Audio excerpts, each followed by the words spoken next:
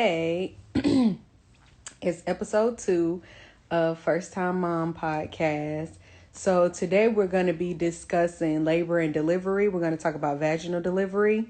And we're going to talk about pretty much like preparing yourself for going to the hospital.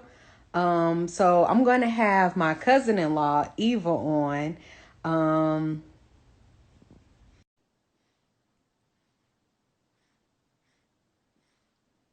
let's see. We're connecting. There we go. Hey, Eva. Hello. So I just kind of introduced you a little bit. I said this is my cousin-in-law. So everybody, this is Evan's cousin slash big sister. If you can tell us a little bit about you. Tell us about your experience as a mother, how many children you have, things like that. Okay, so I'm in my 40s, and I had I have a soon to be 16-year-old, a 10-year-old, and a 2-year-old, and so I had my 2-year-old in my 40s. So that was considered a high risk pregnancy, and of course I have kind of gaps between the kids, so larger gaps between the kids. So my last son, or my youngest son, was, I kind of felt like being a new mom over, because, so many years, 8 years had passed before I was going through the whole phases of pregnancy and delivery. So yeah, that's a little bit about me. Now, how do you stay young looking? I know that's probably some moms like 40, 16-year-old. So what's your secret to the fountain of youth? I mean, a big part of it, to be real, is genetics. nothing really I can control. But I really do believe in kind of like how you started off your base when you were younger, I think affects you more as you age when you become older. So if you were a kid that, and it's not about like, were you somebody who watched your diet and all of that, but if you were a kid that were like always active and playing outside and maybe running around, maybe your parents cooked versus like you had a lot of takeout or fast food. You were a kid that didn't mind drinking water. Like that was never a problem really with you. I think a lot of that has to do with it. And of course, the whole black don't crack, that helped. But as I got older, I had to learn a lot of stuff too. Like I never thought black people have to wear sunscreen. Right. Okay, so I started doing that. And then drinking a lot of water. So I drink like 2 of these a day. So this is like a gallon. So I try to get at least a minimum a gallon in. So you in the restroom all the time. See, and that's my struggle because I literally, this is my bottle. And the baby doctor said, if you're going to breastfeed, do 10 cups of water a day. So to me, I'm like, okay, well, 2 of these would probably be, or one of these would probably be 2 cups. What she means. Yes. So I'm like, I'm gonna do 5. Yesterday I did 3. That's my first one. So water intake, and it wasn't until I had her, but drinking water is like so hard.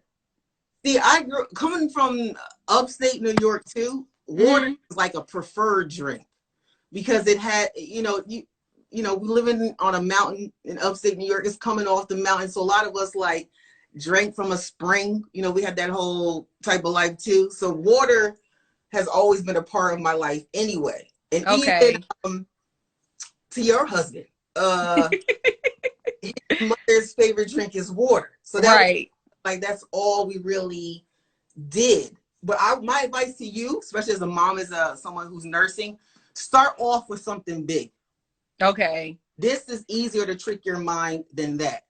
Because what happens, you get to the bottom of that and you like, shoot, I'm done. Right. Good. Start here. And always use a straw. Quicker. Okay. Because I use a straw with my smoothies. And it's funny because I was thinking about getting one of those, but I was thinking about getting the one where you can add fruit to it. Because I drink water like that, but then it's like, I don't think I want to chop fruit. I don't think I want to get up and get it. It's like one thing, like, so she's napping now. I'm gonna show y'all the baby. She's napping now. So she's 1 month today. I was so happy we made it a month today. But So usually when she's up, I was one of those moms, and when I first had the baby, I can't put the baby down. Like I would get mommy guilt. Like I can't put her down. Oh no, Evan, she's whining. Pick her up. What's going on? Or getting diapers ready. Like the bed now, I have everything set up so I can change her if I need to change her. Or like cleaning up. Like I've been nesting like crazy. Like I'll Yeah. probably clean up the kitchen 10 times a day. Or I'm like going behind her, going behind Evan, and I'm like, Mm-hmm. clean it up, burning candles, Mm-hmm. lighting incense, like everything to make sure that the house look good and smell good. How Yeah. were you when you first had the kids? Well, I was kind of like that even before I even had kids. I was the one that was like everything kind of had its own place. Mm-hmm. But you become very anal when you have kids. Mm-hmm. The big part of that is exactly what you said. It's the mommy guilt. So which is a good topic, and I think you probably should tap onto that later too, is about the anxiety of Mm-hmm. and being a mother. You put all of the expectations of the world go into your head, right? And then all of the preconceived notions about what you think a good parent is, that's in your head too. Mm-hmm. Triggers the house must be clean. You got to pick up after yourself because good moms don't have dirty homes. Mm-hmm. All of that feeds into, like you said, cleaning the kitchen 3 times a day and making sure this is done and the house smells good. All of that mom anxiety kicks in. Now, as your child gets older, as you have started to have more, this ain't the reality. So you learn to relax a little bit, but when you're first, that happens a lot. And every milestone that she's going to go through, you develop new anxiety. Okay. She's 1 month old. Is there supposed to be something developing? Is she meeting? Should she be walking by now? You're going to have all of that up. Every type of milestone. I'm a person that not a big supporter of the mommy and baby books. Okay. Mm-mm. Why not? A couple of reasons. One, culturally, I don't think that they always meet the reality of certain cultures. Okay. Right. And then also, I had to learn, through kind of up and downs with one of my kids being really sick, is that my mommy gut and instinct is the best knowledge ever. And if I continue to try to base my parenting on something I read or something someone says this is the best thing, it's not good for my mental health. And my mental health is what makes me the best mom. Right? So you read the book and it's like, well, Evelyn is 4 months now and she should be able to hold her head up for 12 seconds. And then you be counting. You be like, well, it's only been 3 seconds. She only could do it for 3 seconds. What is wrong? Like, what's wrong with my child? Right. Not successful. You start to, that's not going to work for you. Right? That's just not going to work for you. Only you. You carried her. You delivered her. You know her. Really. No one else can tell you. They can give you advice. They can say, oh, look out for this, look out for that. But you know Evelyn. Right. You ain't lying, because I have, I'm going to show you. So this is our bed, and then you can see her bassinet right next to me on my side. So the other night, so what she does is she sleeps through the night pretty much. We have her, that baby pillow. Yes. We put her inside of that, and then we hug her, like, so she's like almost in the womb again. She's cramped in the covers. So when she sleeps, but she'll and then sometimes she'll go back to sleep. Sometimes she'll turn up, and then that's when it's time to change her and feed her and stuff. So the other night, I don't know why, I woke up and my instinct was look at the baby. So when I looked, she was good. So I was like, you know what, let me just go back to sleep. She's good. But some kept saying, no, keep watching her, keep watching her, keep watching her. And sure enough, because we feed her bottle like that too. And sometimes I'm able to burp her, sometimes I'm not.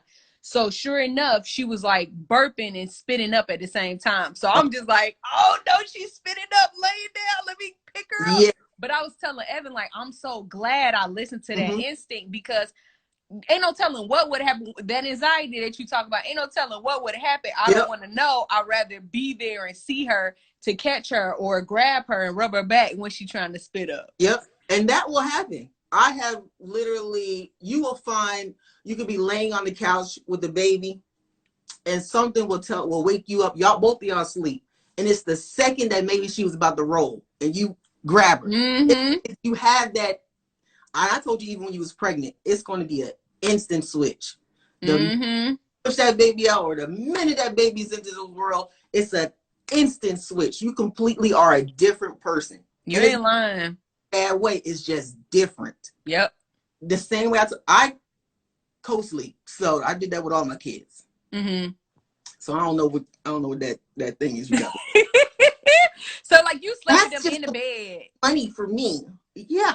So with you and like some like with their dad slept in the bed too.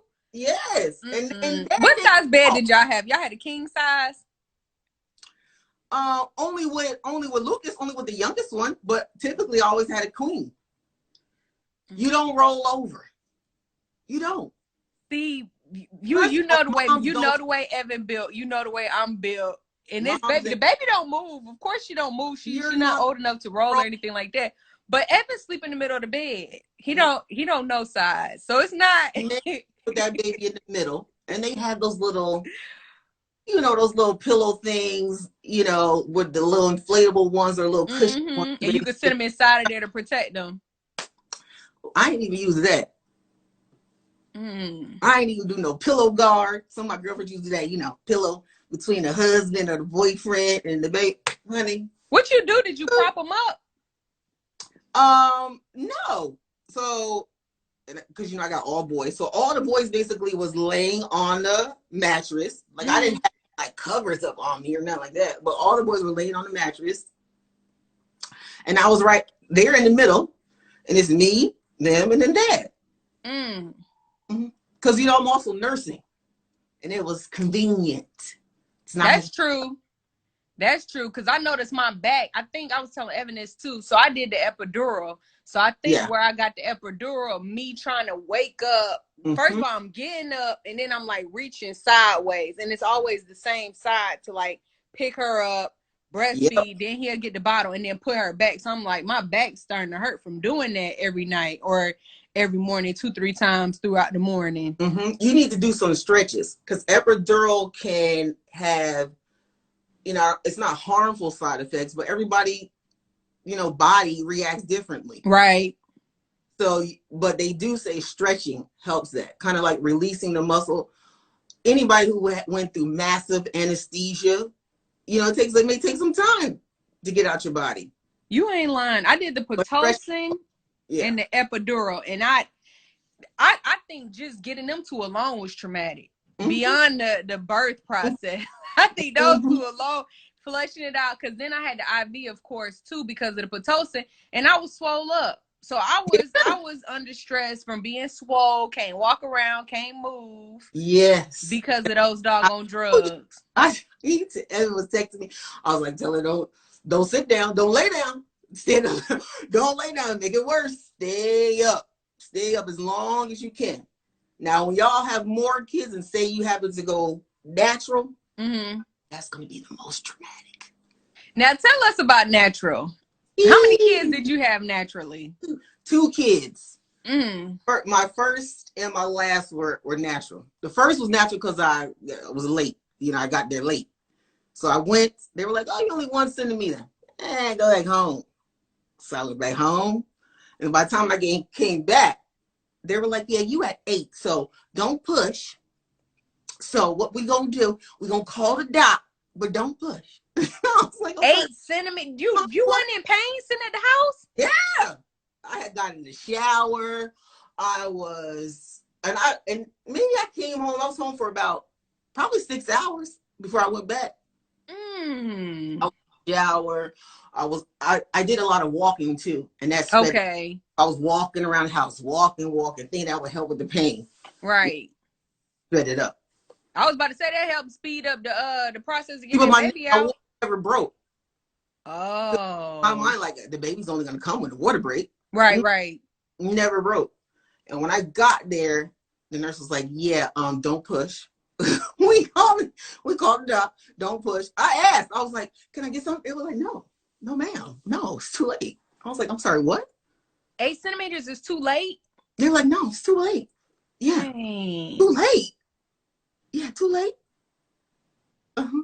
Dang. So that was rough. And of course, I got all big babies. Mm-hmm. How many pounds was that one? Because he was huge. So Lucas was 9 pounds, 11 ounces. Gabe that was the last one. Gabe was 8 pounds, 9 ounces. And then Saul was 8 pounds, 11 ounces. Mm-hmm. All big babies. Mm-hmm. That's what they predicted for Evelyn. They said she's gonna be 8 pounds, 11 ounces. I said, no, hell. I went and told that doctor that was my 40-week appointment. I said, look, we need to speed up this process. I said I was listening to my cousin and drunk some of that castor oil to get her out. I had a fake labor. It's time. So that's when she stripped my membrane to get the process going. Yeah. My water. Well, with Lucas, they broke my water too. Okay. I had planned the natural with him. So my last one, I had planned it. So I'm like, I was already like, oh, you a high-risk pregnancy because you in your 40s. So I had to go through that whole spiel, right? Right. It's like, we don't want you to go past a certain amount of weeks. Okay, I'm going to do all that. Okay, then it was like, we want to test you for everything. And I was like, no, I can do it. Right. So I had already planned I was going to go as long as I could. And so I was like, oh, boy. And they don't tell you when you decide to go natural or have your baby naturally, they don't give you anything. Like the strongest thing you're getting is Tylenol. You like nothing else? See, they told me that wasn't an option because I have another friend who said she did the aspirin. And I'm like, can't y'all give me like Tylenol, aspirin, something like that? And it was just like, oh, no, we can't do that. The Tylenol really just helped with like the headache. Okay. When the contraction coming out, I was like, cringing. So now I'm getting a headache because I'm like, ugh. And so that's all I helped with. But the pushing, no, ma'am. My doctor, she was a black lady. She was like, I was ready to be done. She was tired of me. She was like, folded her arms. You tell me when you ready. I was like, excuse me? Excuse me? You tell me when you ready. It's going to hurt. It's going to burn. But when I tell you to push, you better push. And that's how Lucas came out. All my kids came out the curse words. Big, massive, sailor talking curse words. All of them. At that point, I don't care about anyone besides me and this baby. I don't care about none of y'all. Right. No patients, no staff, none of y'all. I know that's right. How many people did you have in the room with you for Lucas, the last one? 2 nurses, the physician, and then Dad. And how were you positioned with with all 3? How were you positioned? I didn't lay down until she was right about to break my water, but I was intentional with that. Okay. So I lay down again to a stirrups until she was like, I'm about to break your water, and then we're gonna rock and roll. It's gonna be time to get moving. Okay. I didn't do that until I didn't lay down to maybe 30 minutes before he was born. So I was like on the side of the bed, doing a lot of this on the side of the bed, like rocking, had my feet like dangling. Because I knew the minute you lay down, you lose control. Like all control is gone. I can't control, like, I felt I had more control if I could fight through the contraction. Right. And I felt weaker. It's like, oh, just let me take it. Just let me take it. Right. Take it. I felt more control moving about. See, and that's what happened for me. So they did. I want to say we went in at 3 a.m. Mm-hmm. They came in. I don't even remember what time the doctor came in and stripped my membrane, but my water. Matter of fact, by then I had already had the epidural because they said we're gonna give you the Pitocin to speed this up because I was wondering when we came in, but they had no rooms. And it was crazy because it was this big snowstorm. Mm-hmm. All the labor and delivery rooms were got the last room. So they was like, we don't want to send you home because we ain't gonna have no space for you if you come back. So you might as well just go ahead and stay. We're gonna strip your membrane. We're gonna go ahead and get you moving. Right. So they ordered the Pitocin, and the thing was, I heard the Pitocin was hell. Yeah. I heard the Pitocin was the Yes. worst thing. Like, I remember being 3 months pregnant, and a lady was like, "It's something called Pitocin. Don't take it." Don't do So, it. so I know Evan. I was Like, tell her don't take it. Tell her. He was like, it's too late. so ready to have her. I was like, I'm ready to meet this baby. I'm ready to see what she looked like. I gotta have this baby. I didn't even want her born in February. I wanted her to be a January baby. I wanted her to be a Capricorn. So I already felt bad because she was an Aquarius, and then my mama's birthday the 5th. So I'm like, I don't want a baby like my mama. So I can't have her on the 5th. So I was like, look, babe, you got till Friday, because it was going to induce me Friday. So I was talking to her in the shower, and sure enough, she came that day. But they did the epidural, so I was on my back stuck, and all I remember was when they broke my water, it was two little skinny petite ladies in there trying to move me side to side to clean. I remember feeling like so big and heavy. I'm like, help us. I'm like, no, I can't move. Like, I don't feel anything. Like, I can't help nothing. I cursed that nurse out because my husband, when it was time for me to push, he gonna step back. So this little skinny nurse was holding up one of my legs, and I'm like, lady, my leg is bigger than you. So you need to move. Right. Like, Eva. And I was like, you need to shut the F up. That's what you told the lady to move for real? Sure did. Told the nurse, you need to shut the F up. And I told him, you better get on over here real quick. At that when you look here, when you are about to go into war, you don't care about the casualties around you. Right.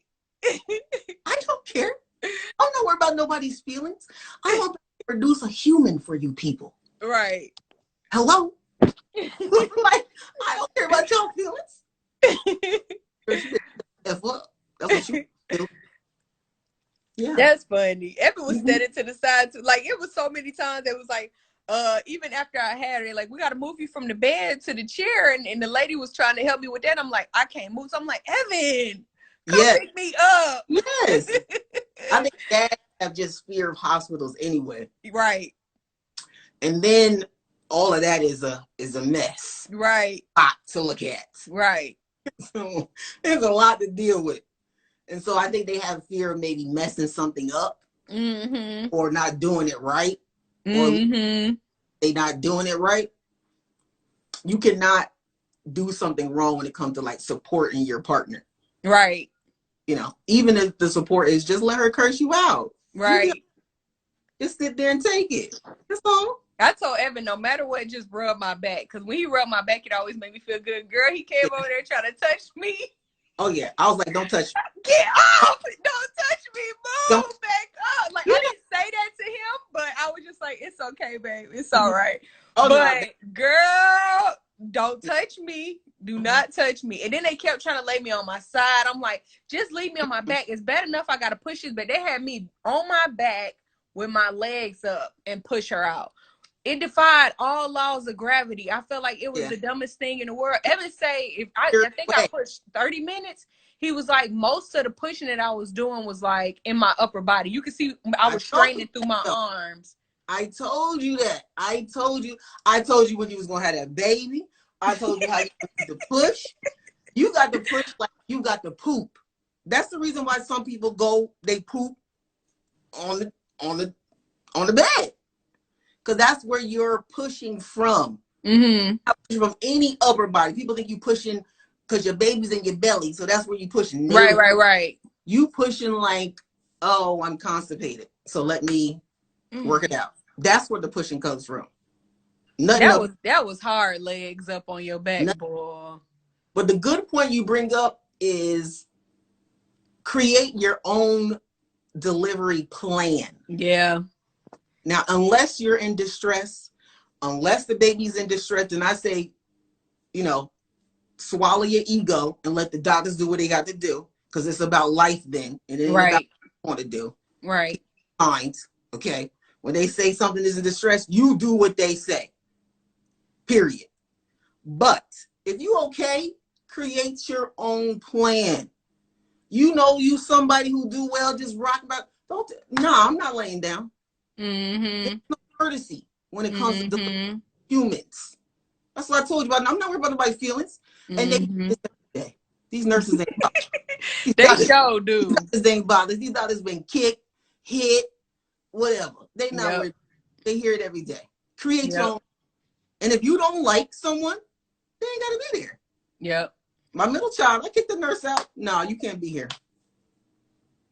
I ain't like her energy. Like she was very like very just like by the book. Yep. And I was like, yeah, I don't like you. I Yep. told her. At that time I don't what do I care? What you gonna do? Be mad at the pregnant lady? Right. Right. I was like, yeah, you got to go. Find somebody else. My OB is the. I was like, I don't care. I told you I don't want you in my room. Get the hell out. Yep, you gotta go. That's it. Remember, you also paying for this. Right. Good insurance money. It ain't free. So I'm paying for optimum service, and that's what I want. There you go. Mm-hmm. We had we have an OB. She's a black lady, and then she has her two midwives. I think she might have three midwives, but two of them that I know of, and one of them I remember. She came in the room and she was just like, "Oh my God, her husband's in here. We're not supposed to have guests in here because of COVID regulations. Mm-hmm. He has to leave." Mind you, she's standing in the room where we are. You can't speak directly to him and say, "Sorry, sir, blah, blah, blah. Can you please leave?" Like, she's talking to the nurse. So then she leaves the room and has the nurse kick Evan out. This was at just one of my appointments. So I was like, well, what's her name? I don't want her. I don't care who on call that day. She can't be the one because she don't have good bedside manner. And I hate for something to be going on in that room and she's talking to everybody else but me. And then it was messed up because the same thing exactly happened. I had the midwife, the nurse, and then like I want to say an intern, but one of the girls was still in school. Like she's in PA school or whatever. So that was the other girl that was holding my leg. But it was finally one of the nurses was just like, "Brooklyn, look, stop pushing with your upper body. This what you got to do, blah, blah, blah, blah, blah." So I look forward to my 6-week appointment because I'm going to say something to the other midwife. All three of them were white ladies. Now I see exactly what people mean when they talk about like how black women are losing their lives in labor and delivery, or how there's complications and things because we're different. We handle things differently. You may think just because we're cussing or just because we're tensing up, we're aggressive. You have to talk to us as if we're there. Like my midwife, she wouldn't even talk directly to me. She was talking to everybody else. And she was like, "Oh, she's not ready. She's pushing through her arms." So I remember hearing her say that and I psyched myself. I was like, "Oh no, she got me messed up. I'm ready." So it was the other lady that stepped in and was just like, "Brooklyn." Right. Oh, which and it's good that you had that kind of white lady to be like, "All right, now let's get this thing on. You got this. You can do this." Like it's good that she recognized and talked to me like that. But it's like midwife, nobody taught you that. You didn't know to do that. And I will say to anyone, especially people who come from a particular culture. So this is beyond just saying black or white. Right.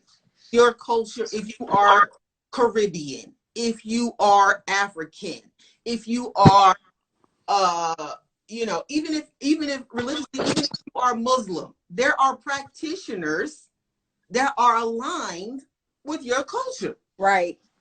Maybe it's going to take an extra week or two. Maybe it's going to take an extra month till you find the right one. But that's something you do before your child gets here. Right. How you take the ownership back. So when they say, black women, and there's this massive fear about us delivering babies, I'm not buying into that narrative. I'm not allowing y'all to do that to me. Right. Ma'am, you know how many children we've been birthing? Right. Right. With and without consent. Now remember, we weren't always able to be in a hospital to have babies. Right. It's a reason why our names are written in Bibles. Why there's births in Bibles. Speak on that, because some people don't know. Speak on that. You're not going to tell me what my people can and cannot do. I know that's right. On me. So I know that's right. My own ownership back. So the minute I get pregnant, I want a black doctor. Yep. Period. Yep. I'll find one. Yep. Maybe I don't find one the first 8 weeks of my pregnancy, but I'll find one that right. And if I get one and she ain't rocking with me right, I'll switch. I'm paying for this. Yep. Yep. Paying for it now. Remember that? Yep. You ain't lying. Not only that, this Yes. for us first time moms, this is the biggest, most important thing that may happen in your entire life. The most important. And The absolute most important thing. This person's gonna be with you for 40 weeks. Yep. This person is your partner, besides your husband and your boyfriend. This person is your partner. Yep. This facility Yep. is your partner. If you don't like it, you don't have to be there. Yep. You have that ownership. And that's the best thing you can tell. I can tell anyone, any woman, if something doesn't feel right, you ain't got to settle for that. That's true. That's why I told you in the hospital, I'm not worried about their feelings. They'll be all right, huh? This is about life. You know, that's what you're doing, right? That's what you did. Yep. You and Evan created a life, and you brought this life into this world. Yep. And this is not about semantics. Yep. Yep. Whatever my energy is telling me is what I'm gonna go with. Period. Because that's what my ancestors did. Now you know what? The only thing I can say, Eva, is and this is crazy because I think I don't know what you would call it. There was like PTSD for a decision.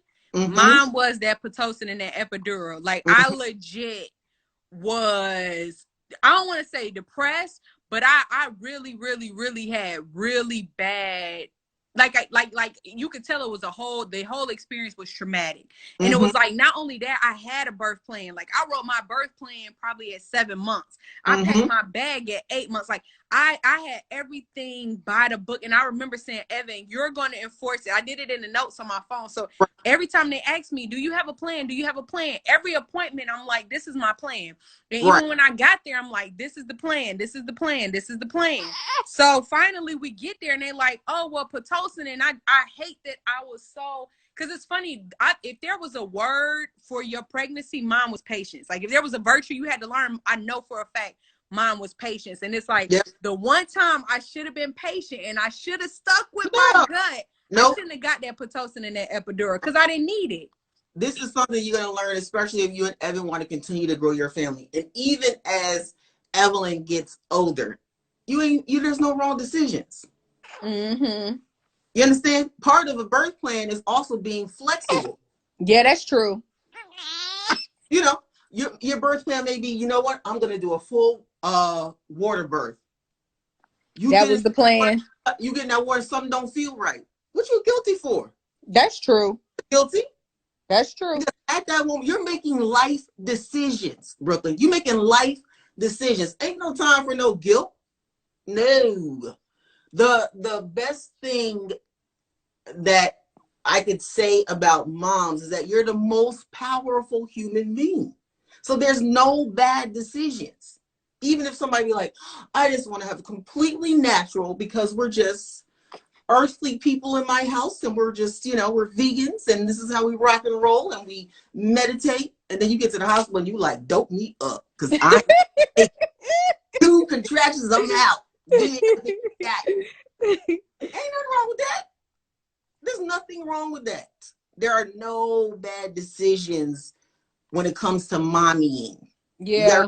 That even as she's getting older, somebody can be like, you really should only be using glass bottles. And you'd be like, ma'am, oh, okay.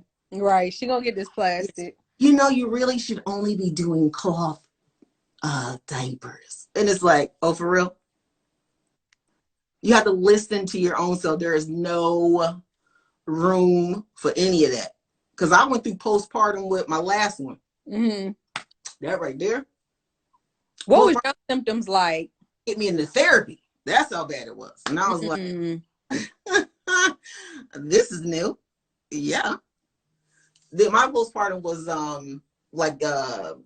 not harming myself or the baby, but it was like a fog. Okay. I'm there, but I'm not really there. Okay. Like, I'm in the room, but I ain't there. Like I don't, I'm like really cloudy. Yeah. What helped you with that besides therapy? Fresh air. Okay. I say that to a lot of my friends who recently had babies. The baby's like a week old, 2 weeks old, and they like, yo, yeah, I'm like not with it right now. I'll be like, you need to get outside. Yeah. Even if it's only walking to the mailbox with the baby. And stop that whole thing where, black babies ain't supposed to be out until they 2 months. Oh, yeah. Wrap the baby up. If you live up north, put that baby in your coat. Okay. Wrap them up. Walk to the mailbox. Get that mail. Take your time with your little slippers or whatever. Let the sun come down on you. Let that cold wind hit you. Take your time. Walk back. Right. That will help you. It's something very powerful with the sun. Yes. Fresh air. It will help your mental stability a lot. So that helped a lot. Like just opening up the back patio or walking out in the backyard, or we live in a subdivision, so I would just walk the block and come back. Mm-hmm. Just walk the block and come back. Or I would do stuff like I would get in the car and I would like drive to Starbucks, or I would just drive around a new neighborhood. I had but I'm just going to get in the car, put on some music that I like, maybe roll the windows down a little bit. The baby's there with me. Okay. And we're just going to drive for maybe 20, 30 minutes. That's it. Yep. It's small things that were part of your normal life. You start to incorporate them back in. Because the big thing about being a mom is what people don't want to remind you or keep important is that you still a person. Yeah. Like Brooklyn didn't go away because she had Evelyn. Like right. I'm still somebody, Like I still exist. Hello. What about me? It becomes like, no, Evelyn, and then Brooklyn the mom. It's right. Like, yeah, Brooklyn. Like, right. Hello. So if one of your favorite things was, I don't know, the mango smoothie at the Smoothie King or something, go through the drive-thru, get your mango smoothie, come back home. Mm-hmm. You will be surprised how much it changes your attitude. You become more aware, more alert. You become a better mother, and it's easier for you to kind of snap out of that postpartum. Mm-hmm. And then also, I'm a big supporter of therapy. Honey, talk to somebody. Yeah. And the same way you chose a particular clinician, you could choose a particular practitioner for your mental health. That's true. Black woman, you can find her. If you want a Muslim, you can find her. If you want a Christian, you can find her.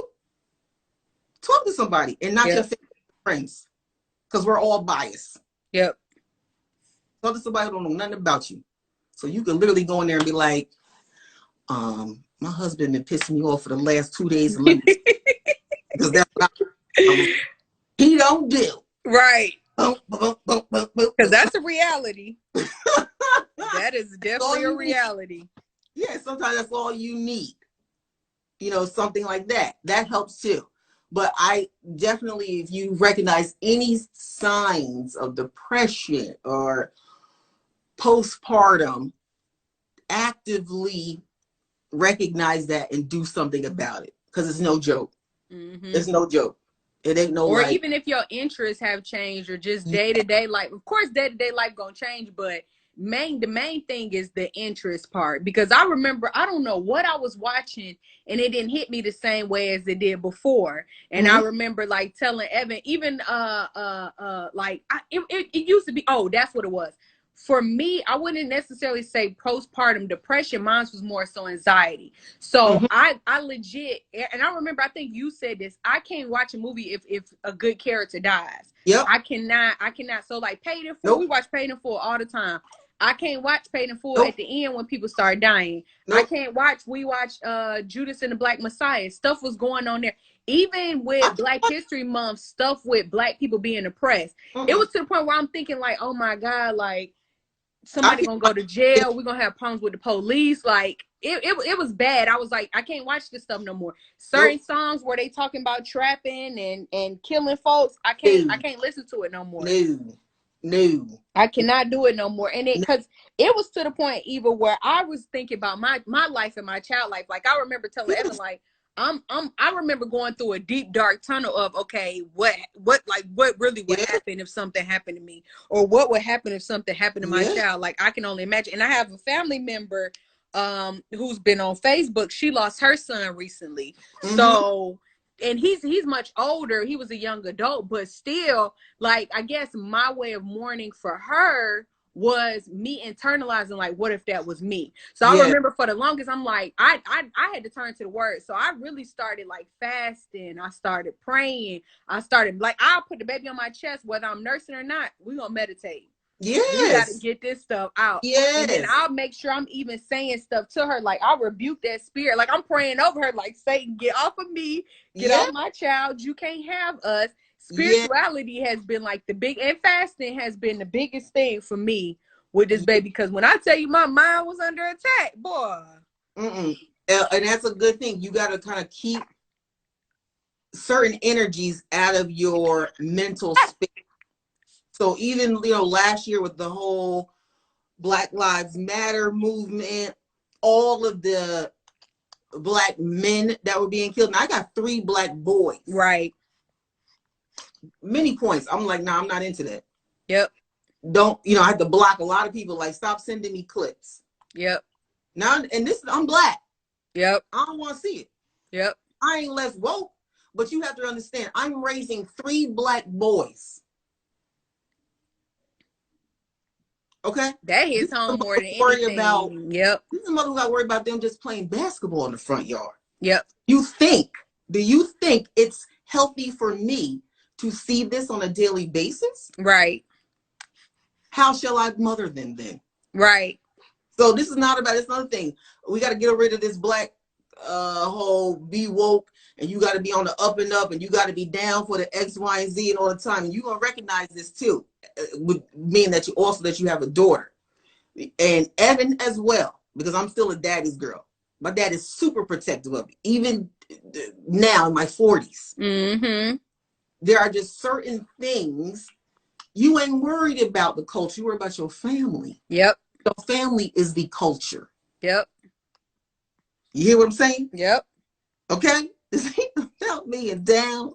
Honey, my family's the culture. Yep. No, I'm not marching. No, my kids ain't either. Yep. Because I need them to, like, be alive. Yep. Okay? Yep. I'm in Gwinnett.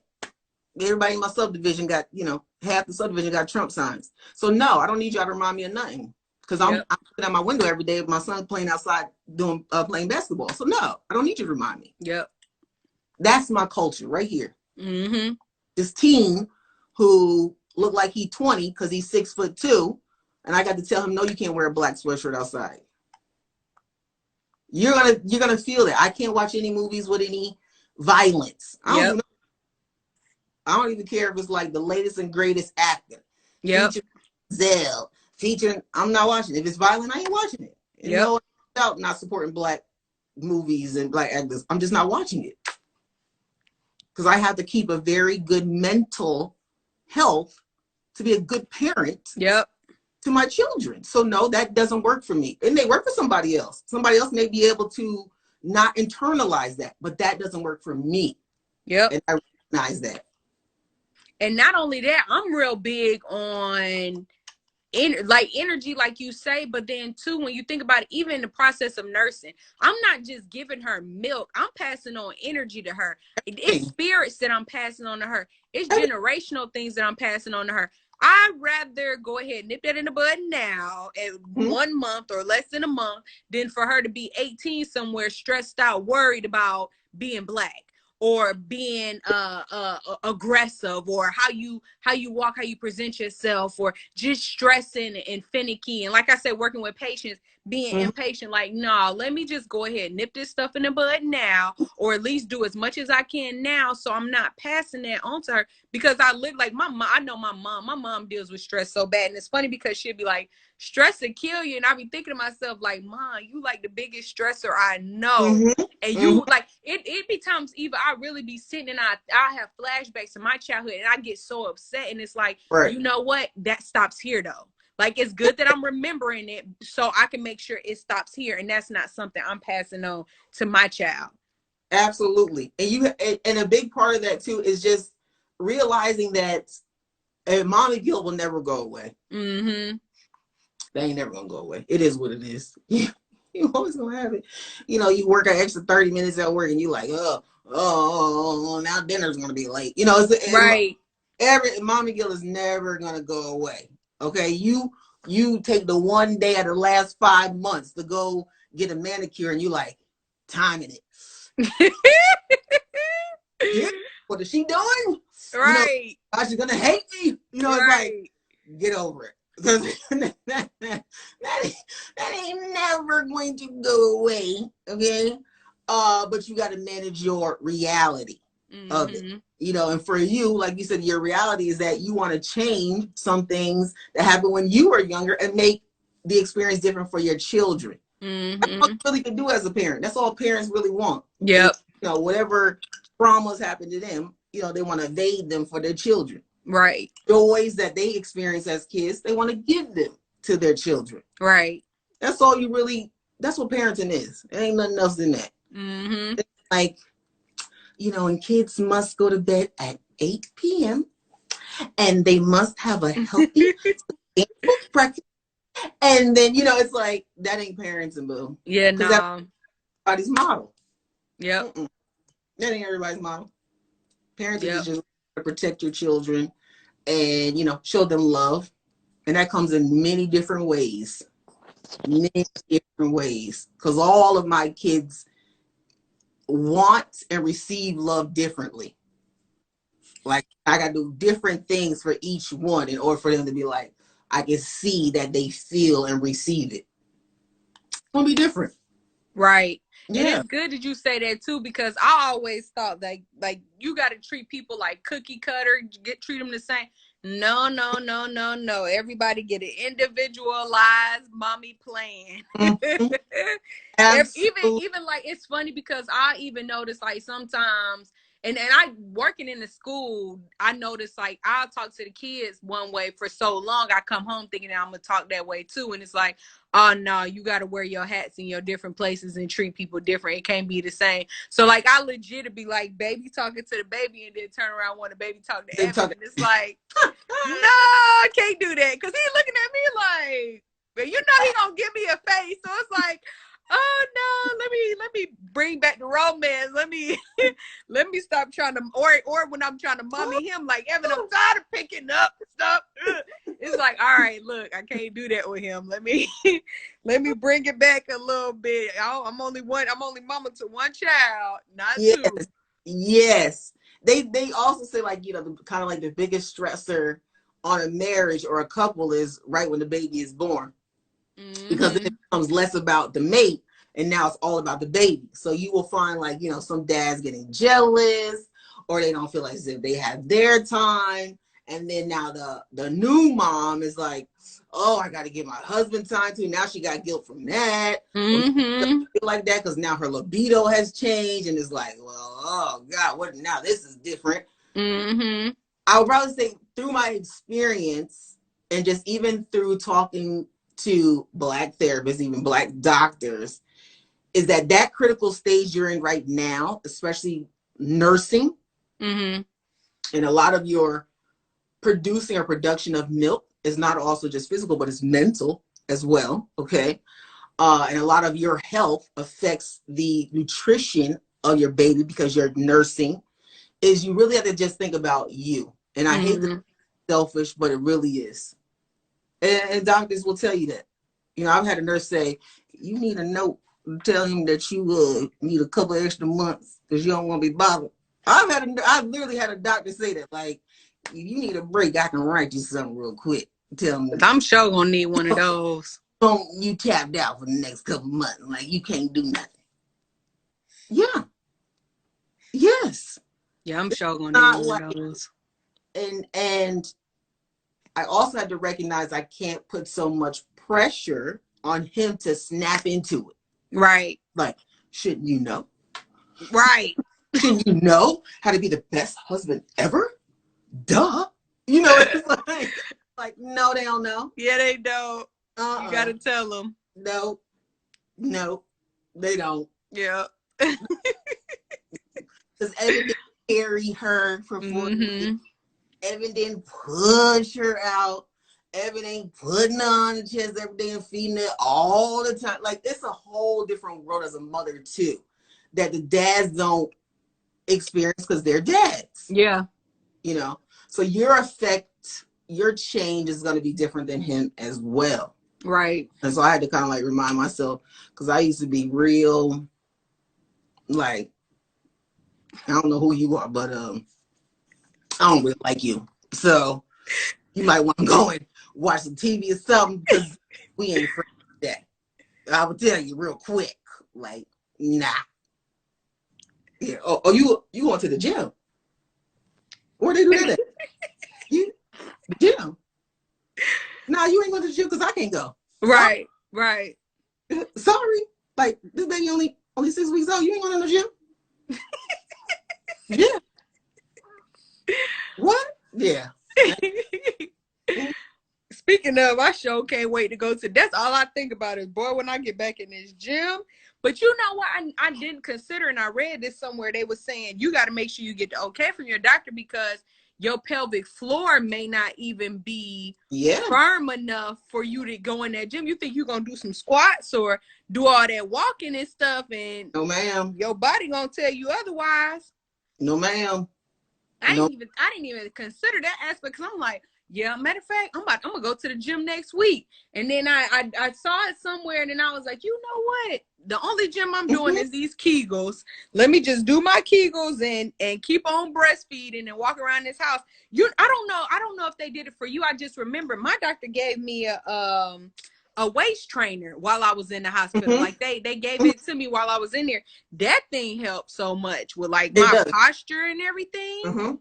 Yep, it does. And it even helped you, I mean, because you're not just, delivering your baby. They don't tell you that you deliver a whole placenta. There's a whole nother thing you got to push that out too, or the doctor go in and get it. You'd be like, well, what the hell is that? Right, beating and everything. Yes.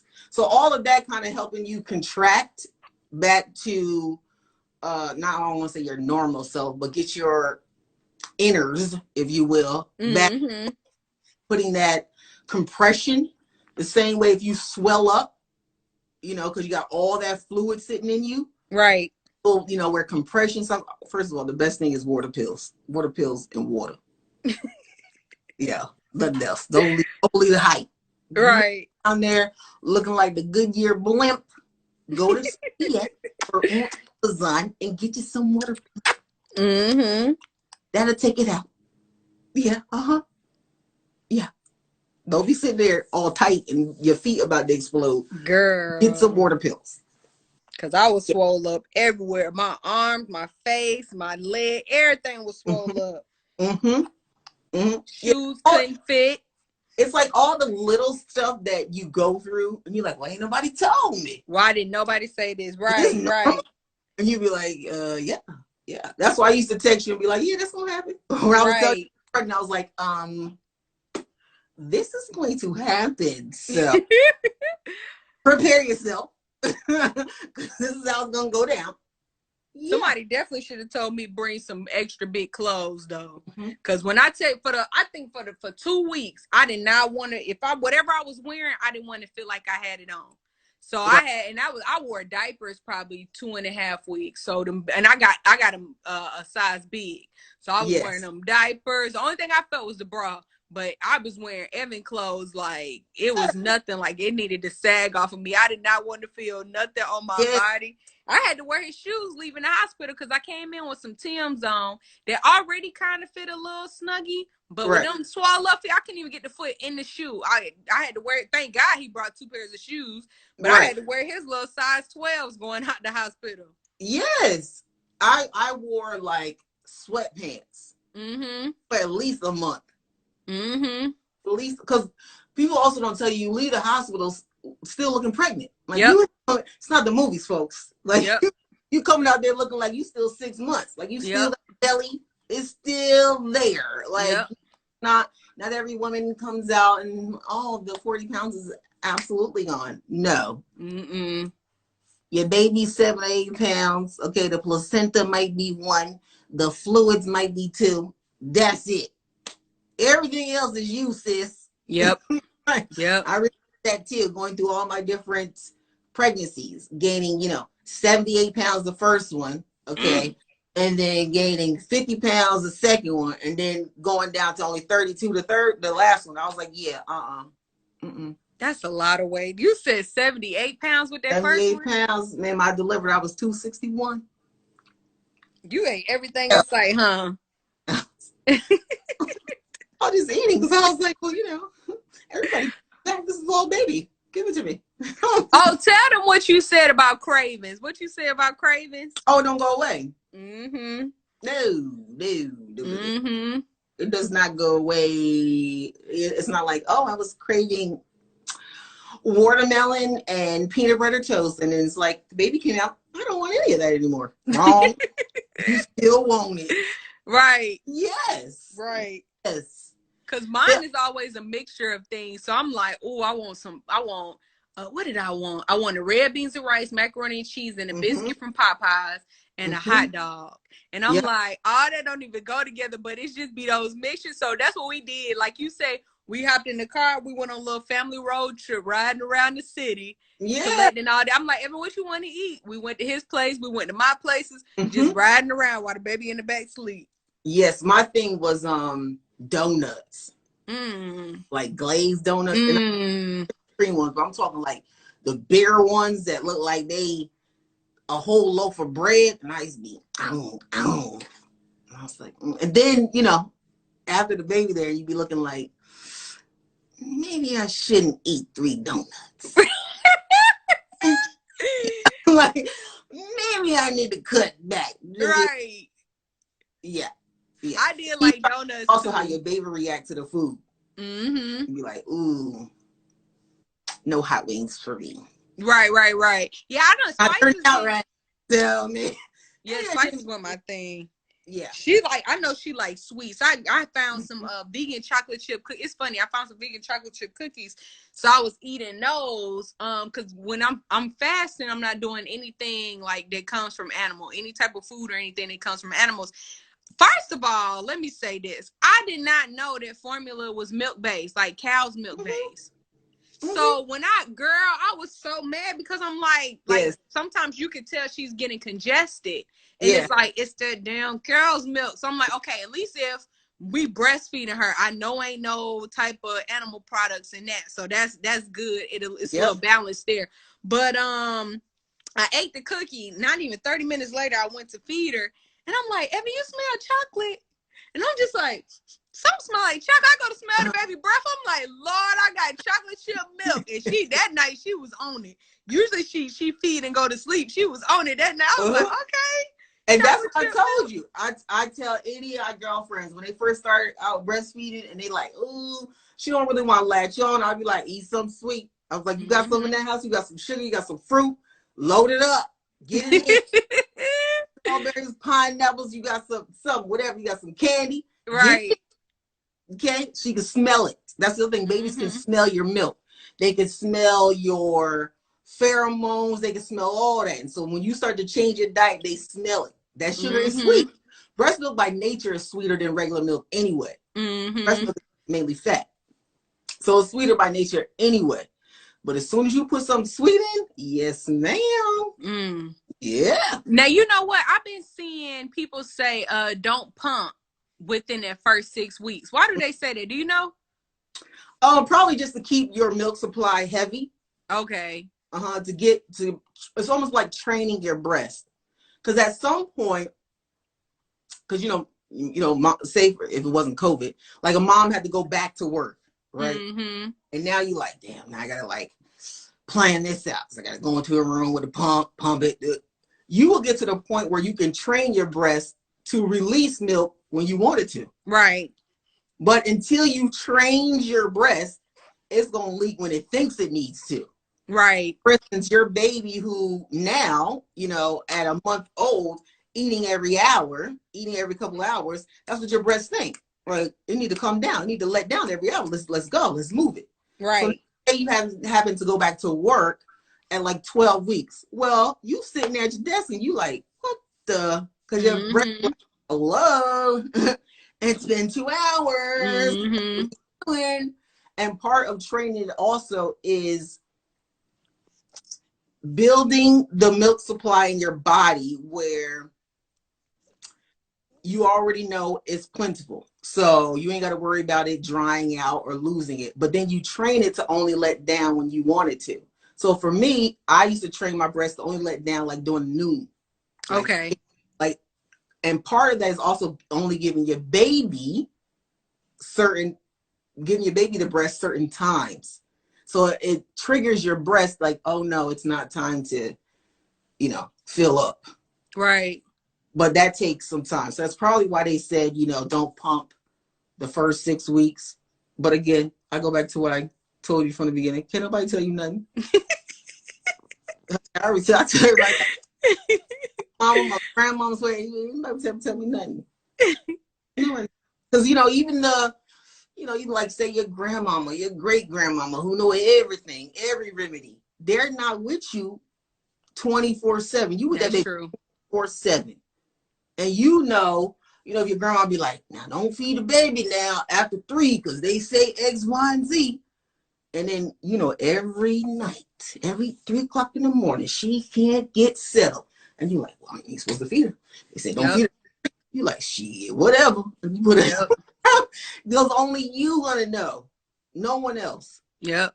No one else. Especially that sleeping with the baby in the bed. Cause I was doing I used to be on the blog, What to Expect When Expected had an app.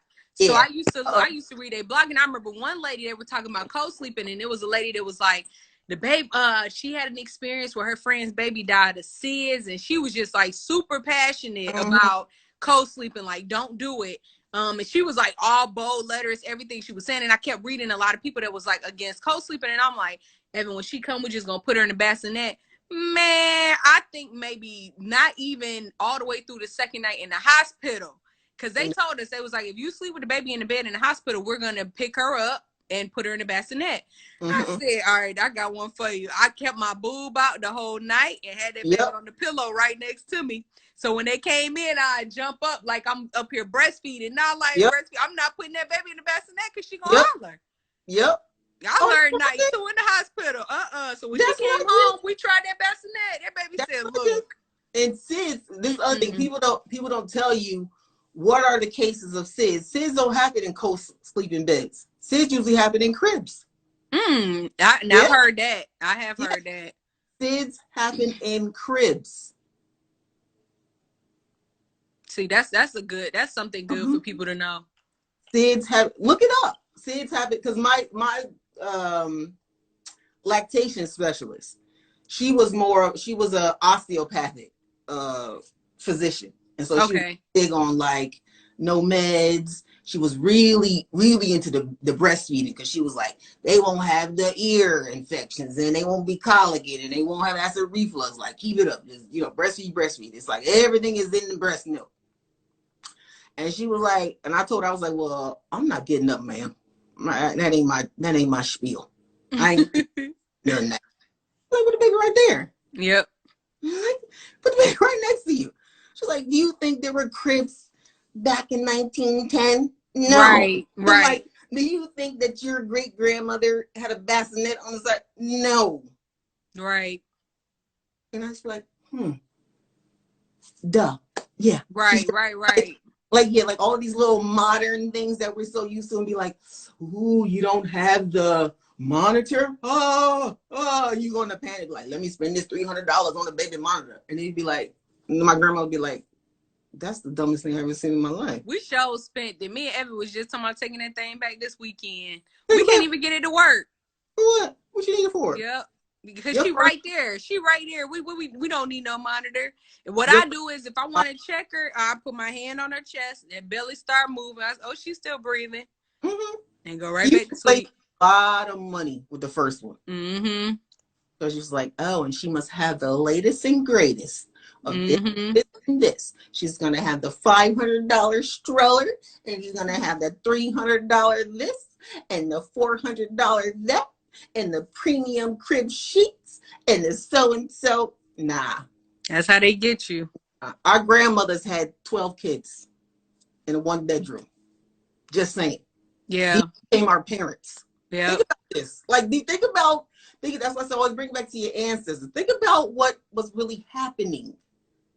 None of this was happening then. They ain't had no book. They ain't had nobody they can call on and be like, what should I do? Right. Yeah. When my kids first were teething, I knew early on, because my mom did it with us, that the quickest thing to do is put a little rum on their gums. That's going to work quicker than that. Any baby Orajel, any little latest and greatest thing that Gwyneth Paltrow came out with, none of that. Put a little rum on your baby gums, knock it out.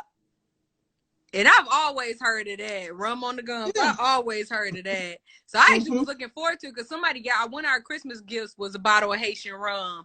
But mommy done got to that because our show was like, Evan, go crack that bottle open. We just got to get her something else when she started teething because it's time. It was National Margarita Day. Last week or the week before? I was jonesing to go out and get a drink so bad. But then that's when mommy guilt kicked in because I'm like, I can't be at no bar drunk off my tail trying to get back home with liquor all in my boobs. No. You know, like little testers. Oh yeah, I got them testers. That tell you if the alcohol is still in your system, blah blah blah. But I don't know if they work or not. Or either that or my intake really wasn't that high because I drank twice and then I tested it and the strip stayed light, which tell you ain't nothing wrong with. Now the first time, Evan was like, because Miss Nessie was here, the baby wasn't even a week old yet, and we had a bottle of champagne, so I was like, Evan, let's save the bottle and open it to celebrate when she comes. So they drinking, and I went to make me a drink. Evan like, nah, you ain't getting nothing to drink. And I'm just like, why? So I was like, I'm gonna just do a splash. So I did a splash of champagne the first night. The second night they was drinking again. So I'm like, man, forget this. I killed the rest of the bottle. So it was half juice, half champagne. Man, I went to breastfeed. That baby passed out and was knocked out sleep all night. I was like, I got the baby drunk. Lord, I done got the baby drunk. But she wasn't drunk. She was just tired. You ain't gonna get the baby. They tell you like the alcohol doesn't like have the same effect because the alcohol is not like sitting in your breast. It's just whatever the components of whatever you drank. Just know that could transmit in your milk. Okay. So like your baby's gonna be like, where am I? Right. None of that can happen. But say for instance you drink red wine that's high acidic. Well, your baby may have gas for 2 days. Or you drink, you have a shot of something, tequila or something, and you breastfeed. Well, your baby might know it's a little diarrhea. That's really kind of like, but that will happen if you eat the wrong type of food. Mm-hmm. Gonna have the same effect. Cause I sure can. Ooh, sorry, babe. I sure can tell with me where if I eat something and I'm like, ooh, my stomach rumbling, and I'm like, oh shit, this is gonna be a gassy night. Yeah. Yeah, I can tell. Whatever happened to you, gonna happen to the baby. Sure. Absolutely. Mm-hmm. Now, did you have phantom kicks, like where you could still feel the baby moving in your stomach?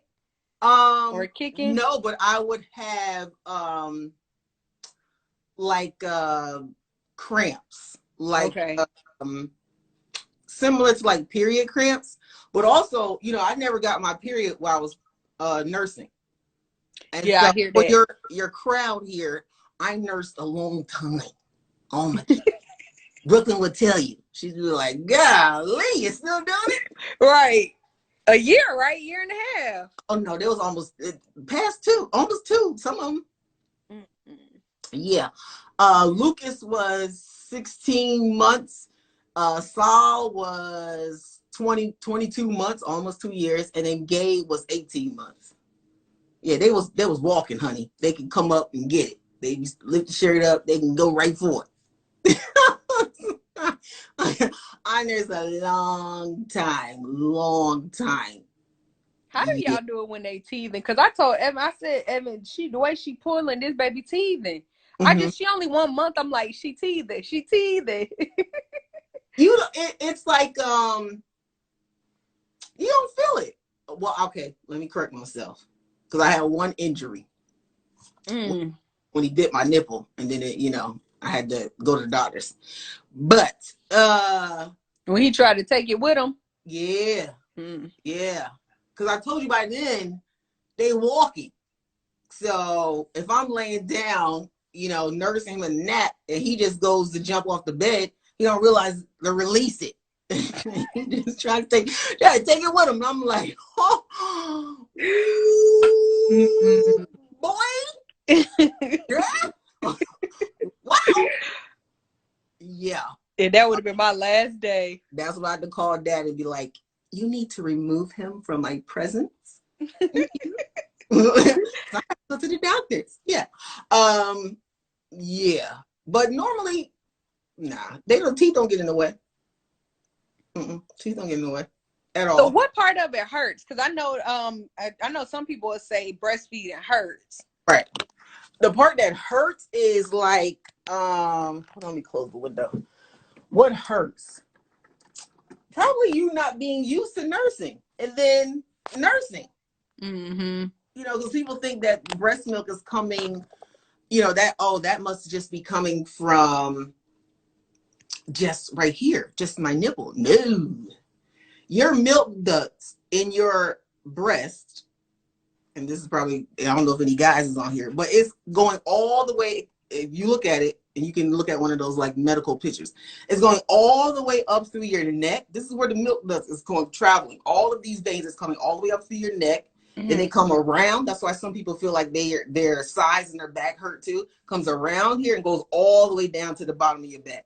So your baby sucks. It's like pulling a suction. They pulling all of that. So your whole body feels it. That's why a lot of women be like, I lost my stomach by just breastfeeding, because it contracts your diaphragm. Well, yeah, it contracted it, but stop lying. Part of that is, your diet. Like, right, chill out. Like, stop the lies. But yeah, all of that, like pulling, and it hurts in the beginning. Like, people stop lying. Let moms know so they don't think that they're crazy or think that they should quit because it hurts the first couple of days. Okay. You'll get through it. You will get through it. Your nipple may crust up. Okay. It might become swollen. It might get clogged. All of that is normal. That happened to everybody. And if it didn't happen to that mother, it's happened to millions of other mothers. But people need to stop acting like, delivering a baby, breastfeeding, being a new mom is something like, it's just so easy and just beautiful. Yeah. I mean, didn't you have the same experience?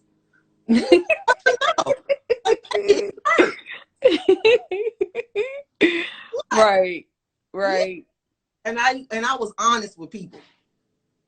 Like, if I'm nursing, especially that first 2 weeks, my husband in the room, I'd be like, don't talk to me right now, because this should hurt. So just wait a minute.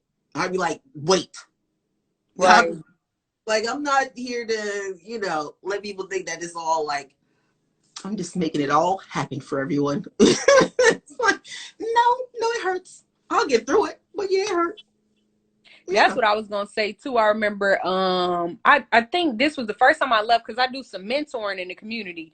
So I have kids that I see for 4 hours. It's 2 kids, I see them for 4 hours. So I left last week, was my first time seeing them again.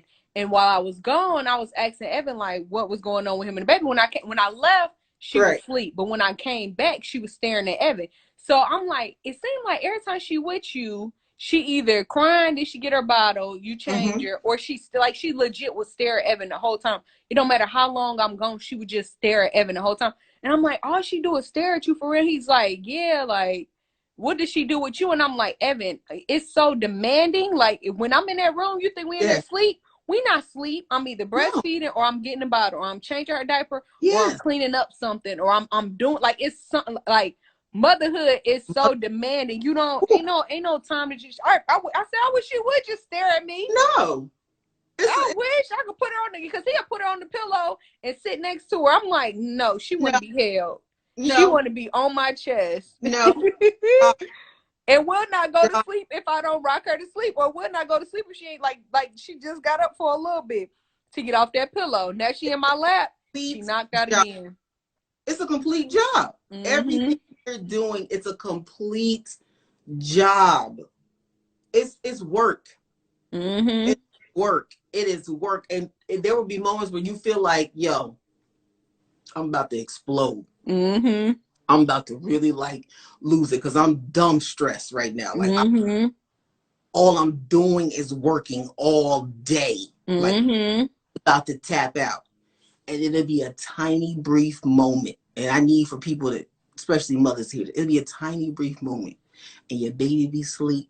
And maybe she'll have her mouth open. And then you stick your nose down there. And it's like you smell a breath. And you be like,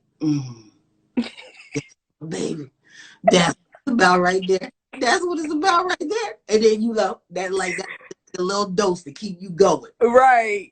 Or she fall asleep when you put her clothes on, and then you look at how tiny the toes are. You be like, Mm-hmm. toes, but look at the toes. Mm-hmm. It'd be like the really tiny little stuff that maybe some people don't notice. That is what's going to keep you going. Mm-hmm.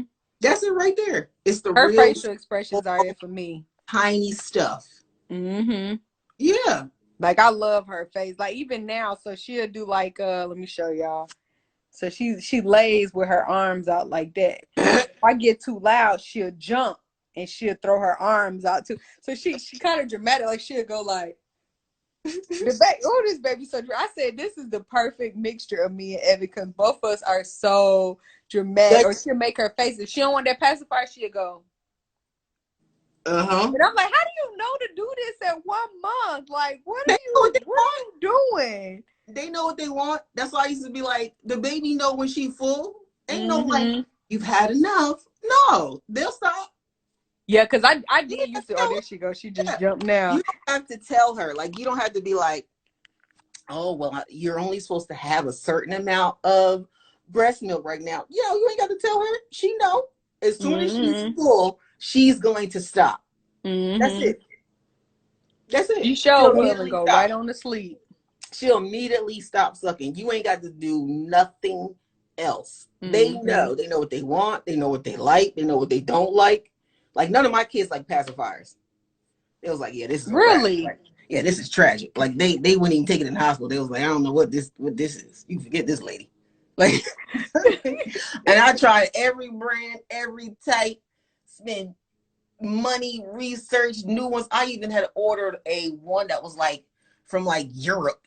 Because it was like, this is for like black moms. It's a brown nipple. It's this is that. Child, please. Nah. This kid said nope. If it wasn't the real breast nipple, they wasn't with it. You can forget it. They never took a pacifier ever. None of them. Now, did they do bottles too? Rarely. Only when with daycare. Okay. But it was breast milk. So it wasn't formula, but daycare. Now, for those moms who are getting ready to go back to work, because I'm nowhere near, I go back to work May 6th, but I'm already like, I want to quit. Like, I can't leave my child. We in New Jersey. We ain't got no family here for real. I'm not leaving my child with no strength. Like, they would legit have to keep her on the monitor. Then I was thinking, we could hire a nanny. And some people up here, they might just take the little money because how much is daycare? Like $1,200 a week or $1,200 a month? I know it depends. Well, at her age, it's going to be the most expensive because as they get older, it decreases in cost. So babies cost the most. And I'm thinking about getting a nanny. Like I'm just thinking about all these things. But what word of advice would you have for moms getting ready to go back to work that's stressing about going back to work? You're going to feel horrible in the beginning. You're going to feel horrible because you're going to be like, oh, you're going to all this anxiety, all of this worry. Then you're going to feel like, oh my goodness, I'm not a good mom because I'm not the one taking care of her. That whole spiel. And then don't be surprised if you have those moments where you like, shit, thank you. I need a break.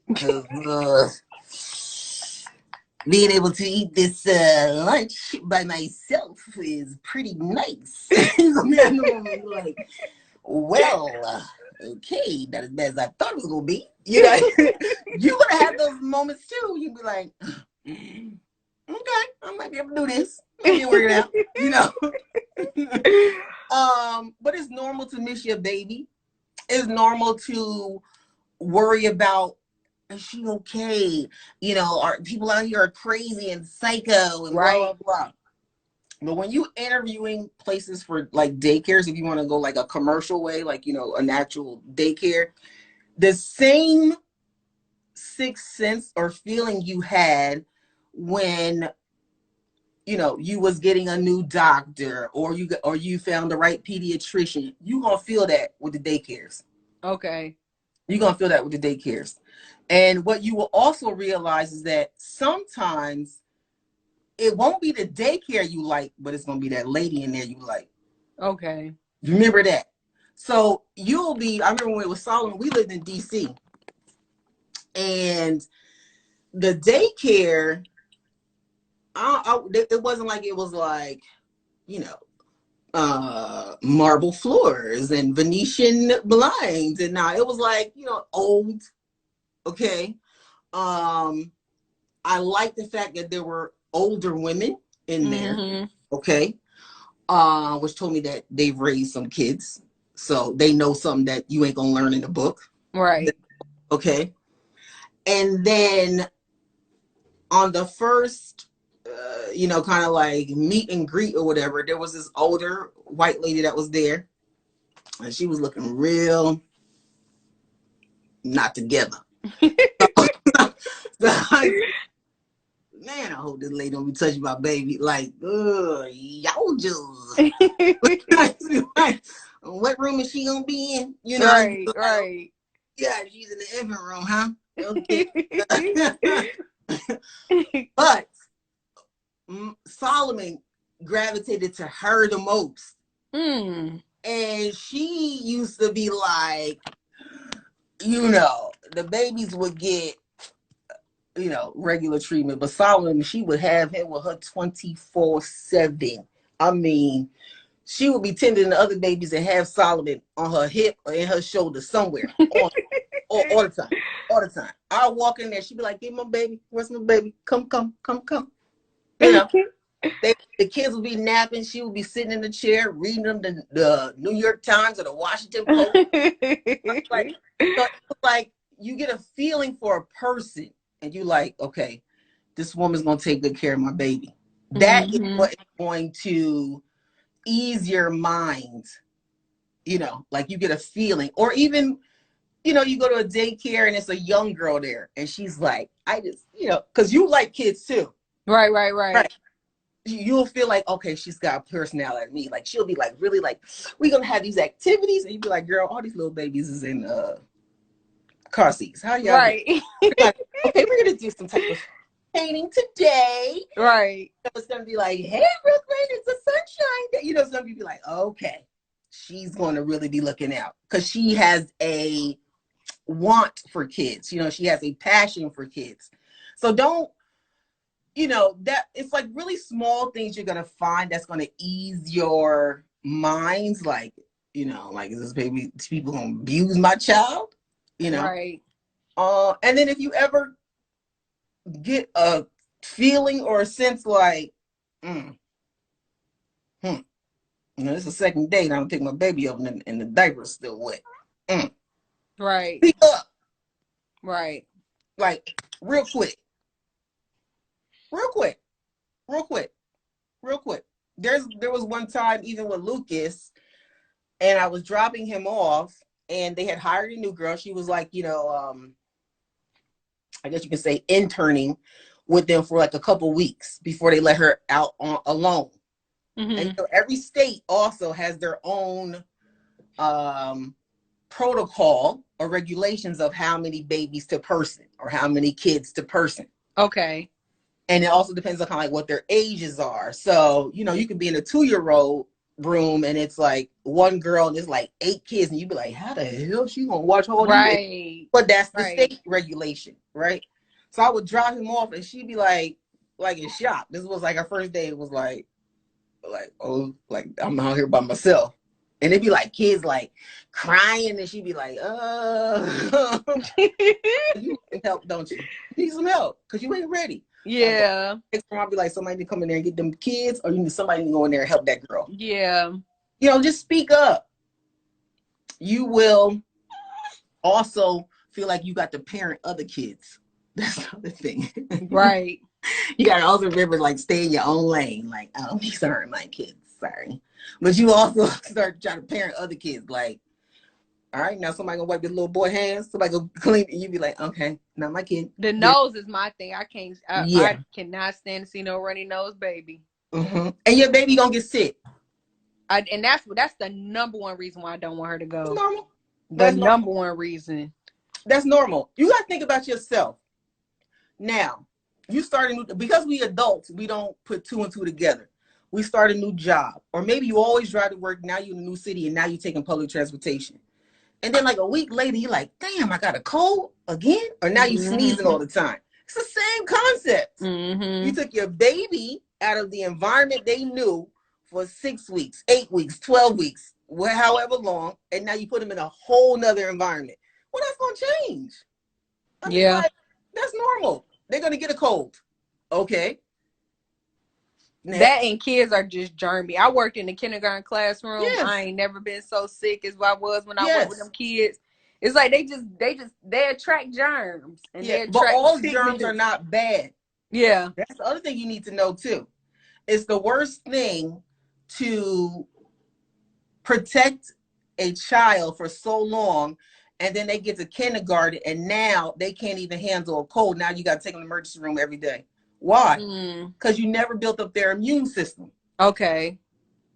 Part of colds is building the antibodies for your body as a baby to say, oh, this is what I need to stay healthy. Oh, this is something that brings on, sniffles and sneezes. Oh, your body starts to build the antibodies against it. So as you get older and it's time for her to go to kindergarten, okay, and she's in a classroom with kids, like it's time for school, like hello, she won't be sick because Susie, sneezed on her pencil. She'll be able to die. Cause I shows like my baby ain't going outside. She ain't getting no germs. She gonna be in a bubble and it's like, and your child gonna be sick all the time. Sick all the time. Let that baby eat some dirt. Sick all the time. You'd be like, let me put hand sanitizer on her. It's like they're gonna be sick. She's gonna be sick all the time. Right. Sick all the time. Remember how you were when you were a kid. Like we ate dirt. Like you all right. You dropped a lollipop, brushed it off, you ate it, you kept going. Yeah, because we got Kuma, so Kuma definitely gonna give her some germs. Especially when she gets to where she can touch him. And that is okay. The great thing though is because you're nursing, she will probably have a lot less. So my kids never really had any major colds. It was like maybe a couple of days and they kept rocking. Where other kids, they would have a runny nose for like weeks. You going in every week, they know stay running. Nah, Lucas maybe a day or two, he good. Yeah, because I already said that's when I'm up my ginger intake, and I know she ain't gonna like it, but maybe some ginger and honey. Yeah, give her and also take. They don't tell you, but your breast milk is very low in vitamin D. Okay. So cow's milk produces high vitamin D. Breast milk does not. So, when your child is ready for, outside of like immunizations, or if they ever have to get any blood work done, and they will, because that's just the nature of medicine. Right. Make sure that, they don't have, sickle cell and all these other, diseases or whatever. They'll say, oh, well, the child's a little low on vitamin D, and you'd be like, well, I breastfed. They'd be like, oh, okay, well, Okay, yeah, she's half and half. She's like half breastfed, half formula. Yeah.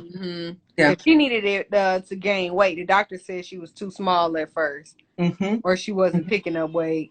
And part of that, and that's what I was telling you, feed her all the time. About the 24.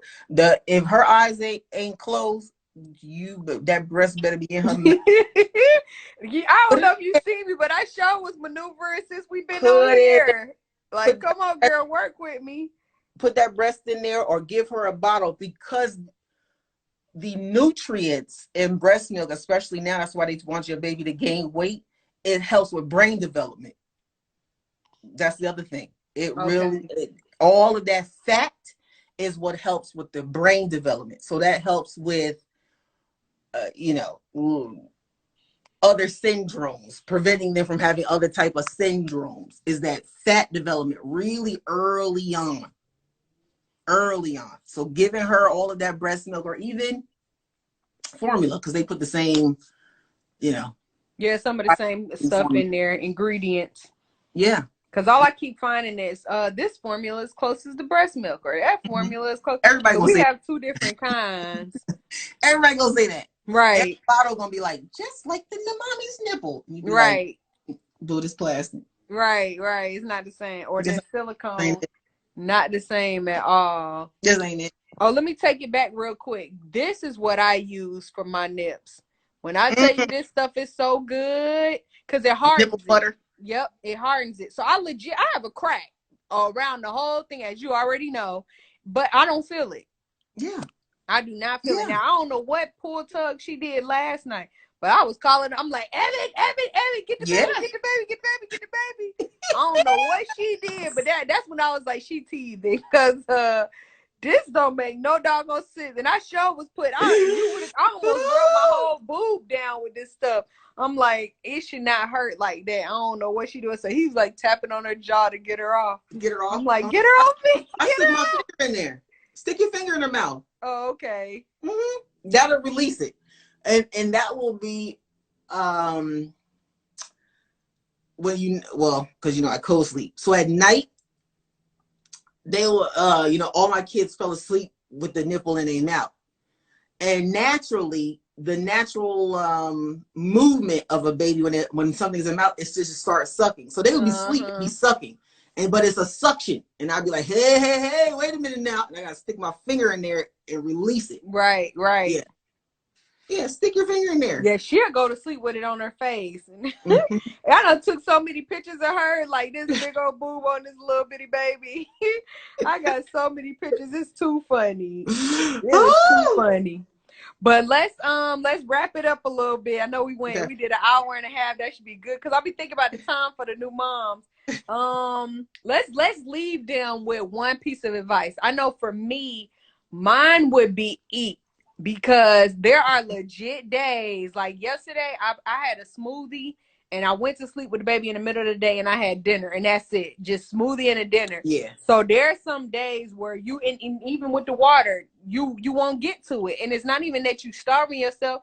Sometimes your stomach will growl, sometimes it won't. When you in mommy mode, yep, you're not eating. So definitely make sure you eat.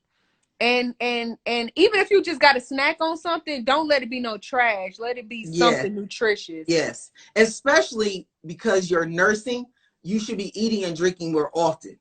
Okay. Eat and drink more, even if it's something small. Like you said, like, dang, I ain't really hungry. You know what I'm saying? But let me go on and get this piece of toast real quick. Mm-hmm. Or let me, eat these couple of crackers or something. Maybe drink a couple orange juice. Even if you say, like, I ain't really hungry. Right. But you ain't ate in the last 5 hours, eat something. Right. Mine is that granola keeps bars. your milk supply up too. Okay. Because as much the nutrients you give into your baby, maybe you taking it from you. Right. And giving it to your baby. So if you're not putting it back, it's gonna start to decrease. And you'll notice that when I started to try to get into my little workout and diet mode after when they hit about 6 months, I was like, oh, okay, I'm gonna cut back and work out. And I was like, well, he ain't staying on there very long. I looked at like, well, damn, ain't nothing left. Okay, let me rearrange some things because I don't need to be running out because I ain't trying to pay for no damn formula. That was my. So I was like, yeah, I need to start eating some more snacks. Yeah. Right. My advice is trust your instincts. That's gonna take you, till they off to college. Right. Trust your instincts. If something in you, whatever it is in you, is saying something, listen. Listen. Like something you said last night, let me just stay up. Mm-hmm. Like normally I know she go back to sleep, but let me just look. Mm-hmm. That's your instincts. That's you saying, okay, I'm going to listen to my instincts. That's the best advice I've ever gotten. And the kind of like to piggyback off of that is my grandmother told me, you can't spoil babies. That's true. I've been hearing That's that everyone. too. You can't spoil. Get over all of that. You can't spoil babies. Evelyn is not 12. Right. Okay? She's not even 7 where she's going to have a tantrum in Target. No. She's a baby. Now, when she was in your womb for 40 weeks, you was holding her. And now you don't want to hold her? Right. She looking like, what you mean? You was holding me for 40 weeks, but now you don't want to? Right. Now pick I'm her out up. here. She want to be held, pick her up. You can't spoil a baby. Remember that. Ain't no like, well, you know, she really should be napping at this time. Nah. Yeah. Ain't no spoiling babies. Yeah. Ain't no spoiling babies. It would be times where I'd be like, I'm not even into pineapple, but I knew from eating smoothies that's what Solomon liked. So I would just eat it just so he would just be like, have a good sleep. You know, you can't spoil your baby. Yeah. Nope. Yep. Nope. You gotta do what you gotta do. Do what you gotta do. Yep. You ain't you never have lied. the right to change your mind with anything. That's your right. And you know what? It's like what you're saying is like, to me, it's like female intuition, like Super Saiyan mode. Like, you know something ain't right, it ain't right. When you get that mommy instinct, and you'll know for sure. You'll know. Yep. Instantly. The same way I told you, I said, you gonna know when it's time, when you about to be in labor, because it's gonna be a whole different world. Your mind gonna be like, yeah, this is the real deal. Yep. This is this ain't no joke. This is the real deal. You won't know. She's getting upset now. Yeah.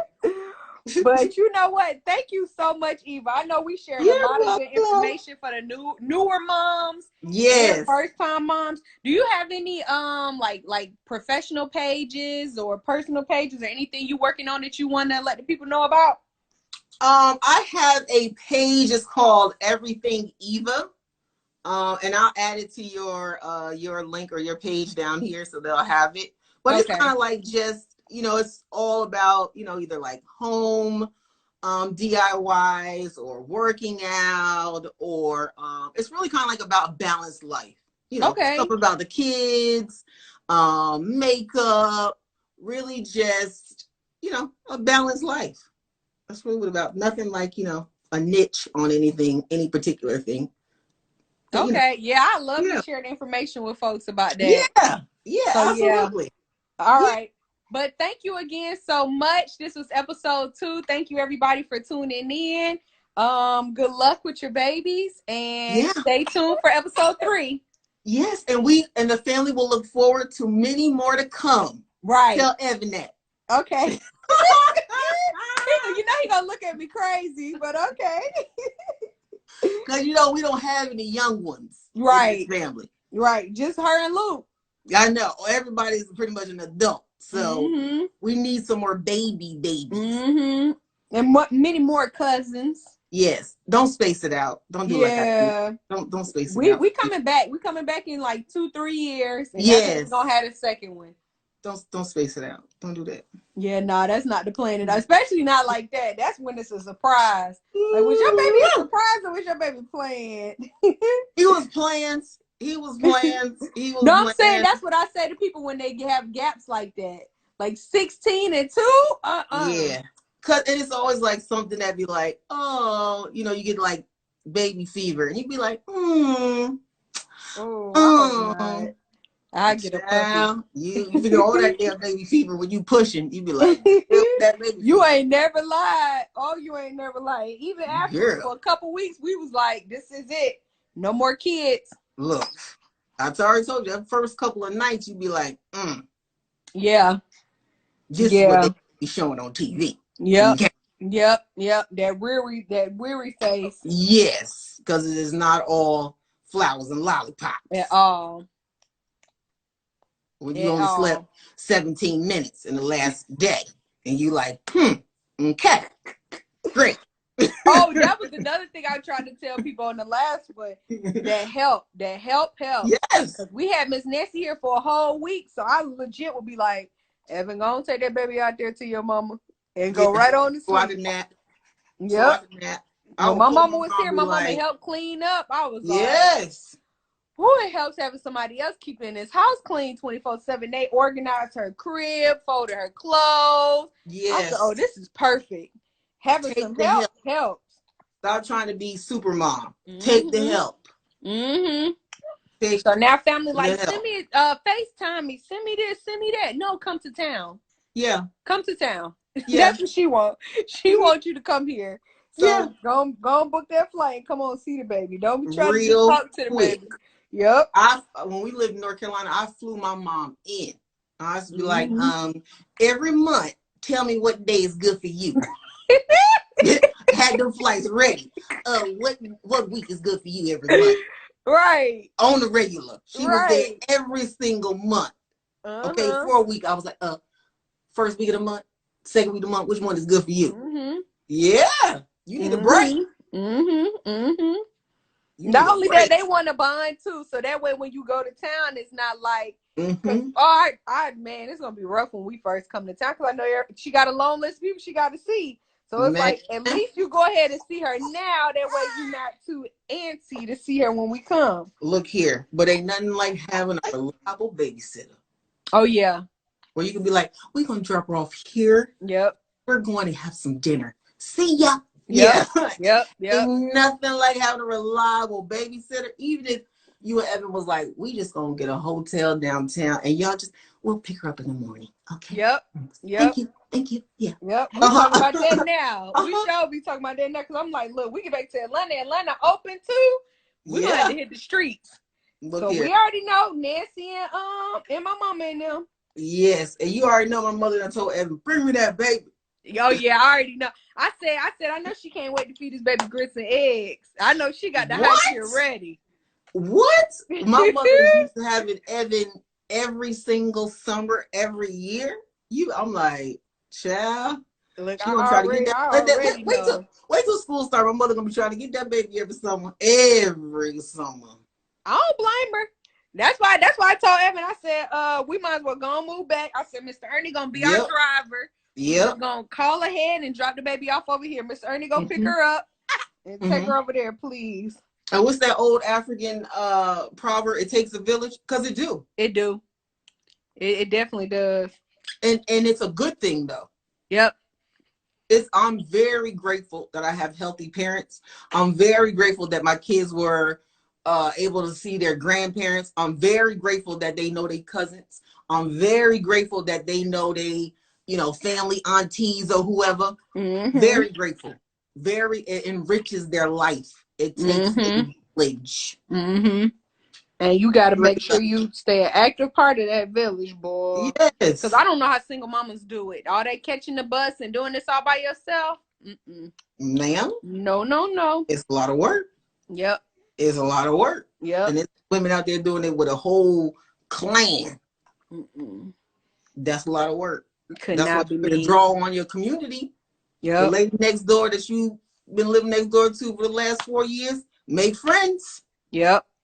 Okay? Because maybe she's going to bring you some lasagna one night. Yep. You ain't never lied. That's right. Make friends. Make friends. Or even come over cleaning up. Because that was another thing too, man. I came home, my mama had my bed made. Miss Nancy had it straight. They was because we got the dog. They taking Kuma and stuff. My friend up the street was coming while we was in the hospital, was taking Kuma out. I'm like, those are things I never would have thought to ask for. And it's like, it's like you say, the simplest thing. Because I sure don't want to take Kuma out, swole up, straight out the hospital. No. Even just somebody washing the dishes. You'd be like, thank you. Girl, I had called and I found a lady to clean out off of like Facebook Market or something. This one was in North Carolina. And she would come in every month and she would clean out all the showers. She was like, the toilets and all that. Just knowing that somebody else was gonna do that and not me. Right. Girl, what? Yeah, that's help. That's big help. This child is fighting it. She gets so tired. You can see it in her face where she's so tired and hungry at the same time. But she listening, so now she up. She trying to be nosy. She can't miss nothing. This child can't. This my child for real. She can't miss nothing. Yeah, I was about to say because Evan is not a people person, so he could care less. That from him, huh? He could care less. He's not a people person. I'm telling you, but let him hear some noise, girl. He gonna keep the blinds real quick. I'll be like, Evan, you hear that? He'll go straight to them blinds. But I will tell you, Evan didn't like kids until Solomon. Really? Yeah, because I forced him to. I was like, here's the baby. See you later. Yeah. But you know what's funny with him is I wonder if he was putting on, because we'll be somewhere, and that's how I knew it was time for us to go ahead and start thinking about having kids too. Because we'll be somewhere and it'll be kids just laughing, like looking in our direction, cracking up, laughing. I'm like, what are you laughing at? And there was a couple times I caught Evan making faces at the kids, and I'm like, Evan, you over there playing with them kids. Like we'll be at church and the baby's just waving, or just laughing, and he's like doing big eyes to the baby or mugging the baby. Like, oh, Evan, you over there playing with them kids? Yeah. I said, oh yeah, it's time for him to have a baby. I already knew he was gonna be a good dad because he took the lead with Solomon. Solomon was 2. I went to work and I would drop him off at my mama's house, and it would be Evan, my nephew, and my other younger cousins. Evan was the only one. We'll get Solomon dressed, give him a bath, make him breakfast, fix him lunch. Evan was like, boom, boom, boom, boom. He had it like, I was like, okay, yeah, I already knew he was gonna be a good dad. Teaching character. Evan said he taught him how to stop crying. Sure did. Sure did. I can't wait till she learned that. That was his buddy. Saul was his buddy. That's when I said, okay, he like, because before that, Evan would be like, he didn't like his own family. He didn't care. He used to be like, nah, I ain't going outside with y'all. Right. Just be like, okay. Just a loner. Yeah. But that's that, only child syndrome. And I told him, I said, Evan, you an only child. You want to have an only child? It was bad. I don't know how this thing was traumatic for Evan, because I asked Evan all the time, I'm like, did you see her coming out? And he was like, I only saw her hair. And then when you pushed that last time, I seen her just shoot out. I'm like, so you weren't even looking? So he wasn't even close enough to even look down there. So I'm like, how you traumatized? You ain't even seen nothing. But I already knew he wasn't going to be looking. Was traumatized. I don't know how, but I already knew that. Evan ain't about that life. Evan is not about that life. He ain't going to be front and center. Nah. Evan said, we are not doing this again. I'm like, the only child want to have an only child. Lord, you know this thing was real. No, y'all I'll do an episode with him too, because I definitely want to get the male's perspective, and even for moms or even first time dads to be able to have somebody to speak to different things they going through, because we wouldn't know, and then it's so many times I wouldn't know unless I ask him. Evan is not, don't tell unless ask. He ain't gonna tell you nothing at all. And even when I ask him, cousin, I'm probably gonna get a couple of words. I'm not gonna get how he genuinely truly feels. He ain't gonna tell you nothing. I'm only like his sister because he literally been with us from birth. Period. Period. Not because he told you anything, huh? Before he even got to even school age, I used to watch him during the summer. Like, come from New York, fly to Atlanta, when Nancy was living in Atlanta, and we're watching throughout the summer. Sorry. But yeah, she hungry. I just dropped the phone. Oh. Okay, gotta go for real this time. Yes, you do. Poo poo. Yeah, let me show you one more. Oh, there she goes. She a little bit better. I know. Hey, Pooh. Hey, Poo Poo. Oh, she's so sad. Say, I'm hungry. All right. Yeah, cool.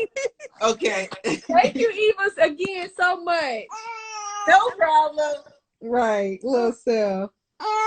You gonna come around? Yeah. Oops, nope. She wants you to just walk around with her. Yeah, I'm about to. I got my boobs out, so I gotta put them. They out it right now. So as soon as I put this phone down, I'm getting right back to it. Yep. All right. Talk to you later. All right.